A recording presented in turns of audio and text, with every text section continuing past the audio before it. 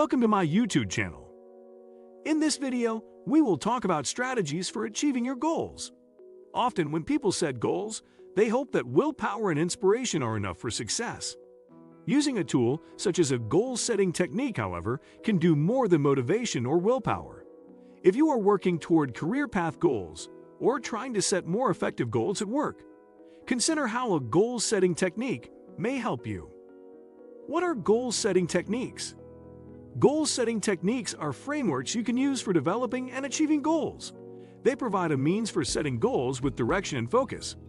Some describe these techniques as scripts to follow as you work towards your goals. 1. SMART goals.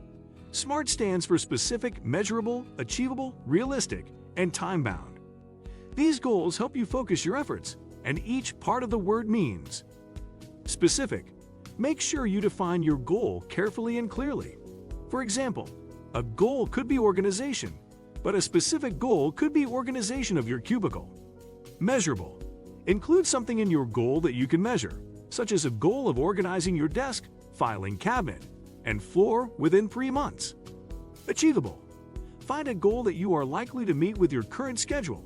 For example, if you want to organize your filing cabinet this month, make sure you have enough time each week to clean and organize one of the 4 drawers. Realistic. Ensure that you can actually meet the goal. Choose to organize one area of your workspace per week, rather than the entire cubicle, for example. Time-bound. Give your goal a time frame so that you can plan for your success. For example, if you plan to finish organizing before the first day of the next quarter, you know when you need to complete your last task to succeed at this goal. 2. Hard goals. Hard stands for heartfelt, animated, required, and difficult. They each mean. Heartfelt. If you want to learn a new skill, imagine the pride of having a new skill. Then, connect that pride with the goal and use that emotion as your motivation for learning. Animated. Visualize what achieving your goal would look like. Incorporate every sense that you can and imagine what it would sound, feel, smell, or even taste like, so you can remember the feeling every time you think about your goal. Required. If possible, connect your goal to something that's necessary for you. For example, if you want to improve your research skills, volunteer to create a report for your team, as this obligation can motivate you to keep working on your goal. Difficult. Set a goal that challenges you. By doing this, you'll feel accomplished when you complete it. 3. WOOP goals. WOP stands for wish, outcome, obstacle, and plan. Some consider this an exceptionally helpful technique for stopping a habit you might no longer want. The steps include: wish. Make sure your wish is exciting for you. Imagine the sort of goal you would wish for and attach a positive feeling to the goal you want. Outcome. Imagine the best possible result of achieving your goal. Think of how you would feel if this happened and visualize it in as much vivid detail as possible. Obstacle. Consider what might prevent you or slow you down from success.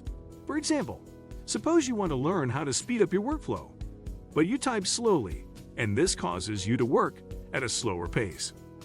Plan. Find solutions to any obstacles that might interfere with your goal. If you have a slow typing speed, you can practice touch typing with software or websites intended to improve typing speed. 4. OKR goals. OKR stands for Objectives and Key Results. This type of goal is common among management who want to set goals that may affect the entire company. OKR goals are also helpful for large groups of people who need to work together toward a bigger goal. To set an OKR goal, choose a goal that you want to achieve, such as reaching 2,000 new customers by the end of the year. Then, identify the steps that can help you achieve the goal. If you want 2,000 new customers by the end of the year, you may consider a social media outreach program, which means you may need to hire someone to complete this. Train current employees or find employees who may already have this training. Set specific goals for the social media outreach that can help you achieve the larger goal of 2,000 new customers. Assess and reevaluate your smaller goals as needed. 5. Micro goals. Rather than setting one large goal, you can set multiple smaller goals that can help you achieve an overarching goal. For example, a sales team might use a visual representation of their extended goal, such as a thermometer chart that reaches $100,000, as they color at each smaller goal they achieve, which might be sales of $5,000. Every participant can see how they are moving closer to the long-term goal.